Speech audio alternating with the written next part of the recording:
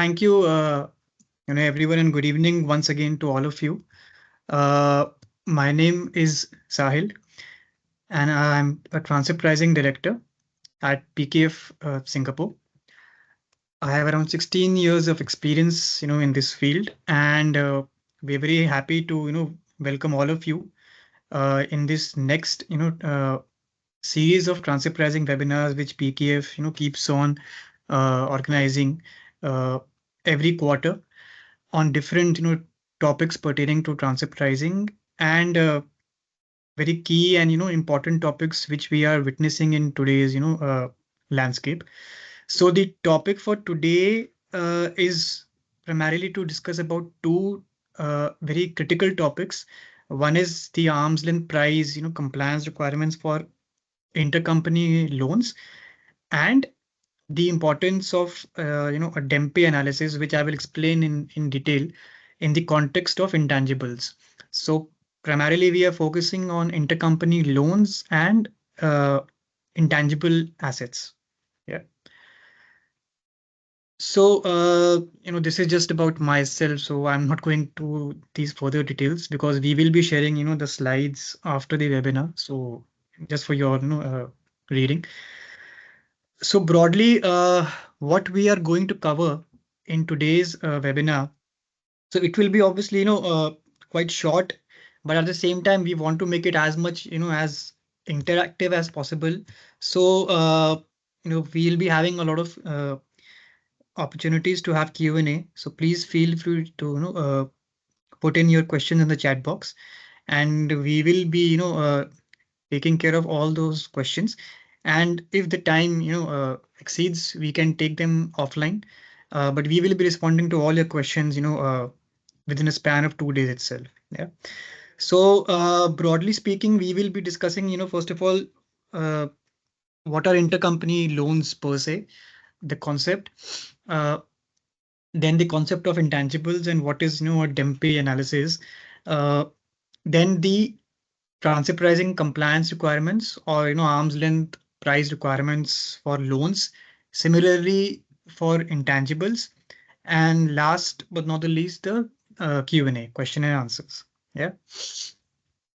So just for very simplistic purpose for everyone's reference, I'm sure many of you would have come across, or you would be having these kind of transactions or business arrangements in your uh, you know businesses or business operations or in your group.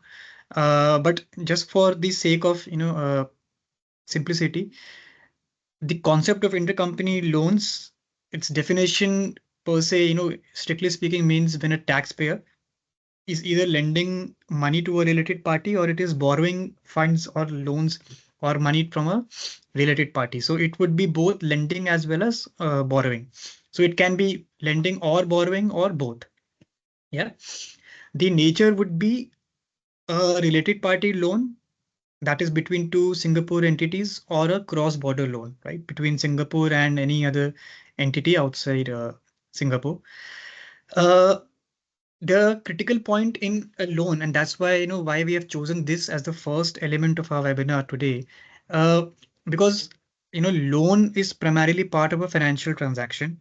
Yeah, and in terms of loan, right? In terms of the transaction, sometimes it's possible, based on the nature of the transaction, that it could be a loan, right? Or it could also be a equity share capital or a contribution to an equity share capital or any other kind of payment, but uh, it has been termed as a loan, right? So the finer details of the transaction needs to be analyzed in much greater detail, right? Uh, it requires a lot of expert knowledge of a transfer pricing professional to understand the nature, the arrangement, and the fabric of the transaction, and then give a conclusion that yes, this is actually a loan transaction, or it is some kind of an advance, or some kind of an equity capital, or etc. Right? So that's why it's very critical in a loan kind of a transaction setup to understand as to whether this transaction is actually a loan, or it's something else, right? So coming to how we determine that whether this transaction is actually a loan or any other XYZ arrangement. Uh, as per the OECD guidelines as well as the Singapore guidelines, there is a three-step approach of determining whether the business arrangement of a loan is actually a loan or not. So the first and the foremost step is whether the transaction has any fixed repayment date and there is any obligation to pay interest. So this is the first element to be analyzed in case of any loan transaction, that whether when the lender has given the funds to its borrowing related party, whether it's domestic or cross border, uh, whether there is a fixed repayment date, that is by as per the terms of the transaction or the agreement or the arrangement, there is a fixed date on which there is the interest payment to be made, right? And whether there is any obligation to pay an interest, right? If it's purely interest free kind of a situation, right, or there is no fixed repayment date, then it's more of a advance or maybe a equity share capital contribution rather than a loan, right? So when if it is of having a fixed repayment date or there is an obligation to pay an interest, then it becomes a much more akin to an intercompany loan. So this is the first element to be analyzed, in greater detail.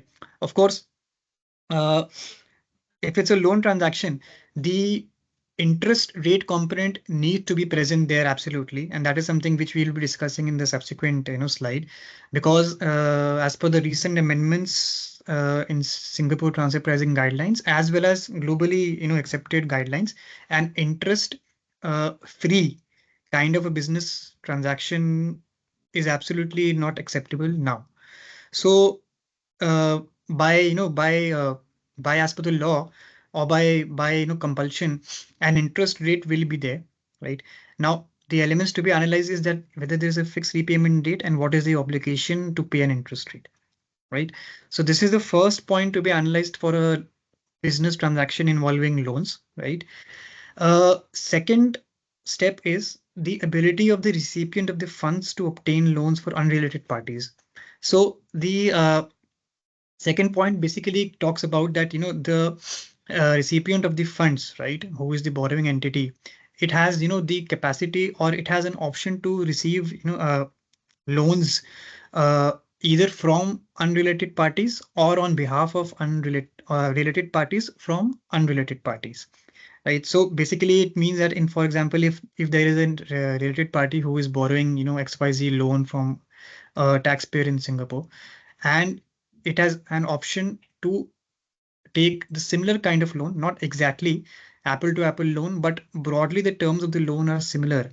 So if it can obtain loans from unrelated parties, right, uh, similar terms, similar interest rates, then it's more closer to a, or it will actually be called as an intercompany loan, because for intercompany loan transaction, uh, they generally, I mean, in majority of the cases, the preferred transfer pricing method is the comparable, uncontrolled price method, or the cup method, which is, quite commonly known as.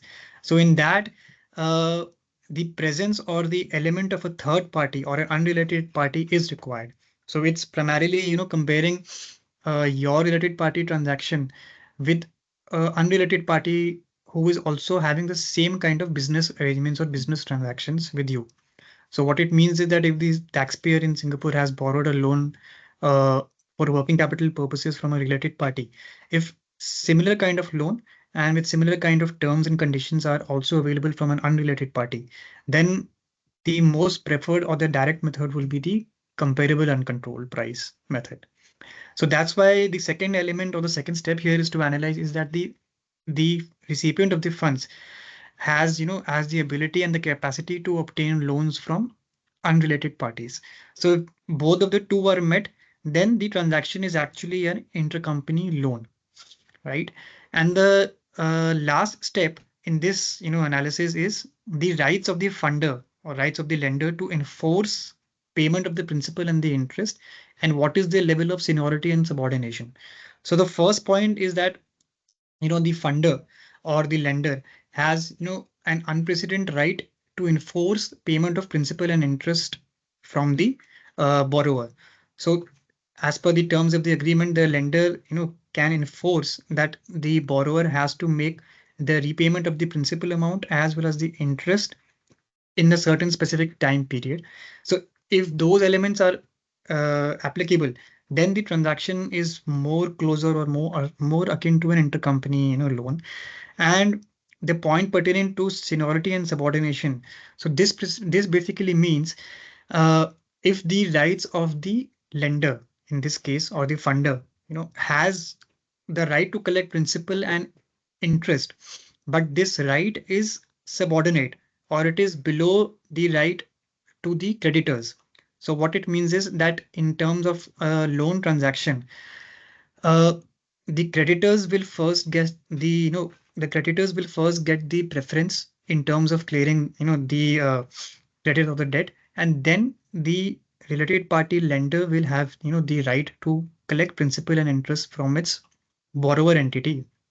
So if the level of the funder is subordinate to the level of the rights of the creditor, then it's more akin to an equity kind of a share capital. But if the funder has the right to enforce and it is at par with the rights of the creditors, then it is again equivalent to an intercompany loan. So this is obviously not uh, the hard and fast three-step approach, because for every transaction kind of a loan there are many other elements to be analyzed, like the nature of the transaction, the terms and the conditions, that the tenure of the loan, what is the pricing policy, underlying pricing policy. But generally, if these elements are applicable and available, right, the presence of a fixed payment and the interest payment, the ability of the fund recipient of the funds to obtain loans, and the right of the funder to enforce payment of principal and interest, then the transaction is actually an intercompany loan. In our experience, sometimes the level of seniority or the subordination is not available in the agreements or the business transaction. But even if the other elements are already met, right, the first three, the second point of the third, if it is not being met, still the transaction will be considered as an intercompany loan. So for loans, these elements are to be analyzed in conjunction. It's not that if one is available and not, but if majority of them are available, then it becomes a more of a loan transaction rather than any other financial transaction. So this is basically the concept of the loans, and how it has to be analyzed or how it has to be drafted in an intercompany arrangement. Now, why it has become a much more important in today's landscape is that first, the foremost requirement is that the arm's length principle needs to be applied for each loan, which I mentioned in the beginning, that whether it's a domestic loan or a cross-border kind of a loan, the arm's length compliance requirement is applicable, subject to certain thresholds which we will be discussing in a bit. But the basic underlying requirement is that for any intercompany loan, it has to be compliant with the arm's length price requirements. Now, why it is important? Uh, you know, there are multiple reasons, but primarily the main two reasons are that if the transaction is or the loan transaction is not at arm's length, right, the authorities can either disregard any interest expense in excess of the arm's length interest amount for tax deduction purposes. This is, I think, the majority of the reason why it's very important. And if there has been any transfer pricing adjustments in the previous years for any loan transaction, in your case, and if there is the proceedings are before the MAP, that is the mutual agreement procedure, which is generally to resolve ongoing and litigation and transfer pricing disputes, right? In that case, the authorities might not support the taxpayer in any MAP discussions to resolve any double taxation related issues arising from any TP adjustments. So this is something very specific to the case if the MAP has been filed, the mutual agreement procedure has been filed. But most important, it is for the point A, that in the absence of the arm's length requirements or the analysis, the authorities can disregard any interest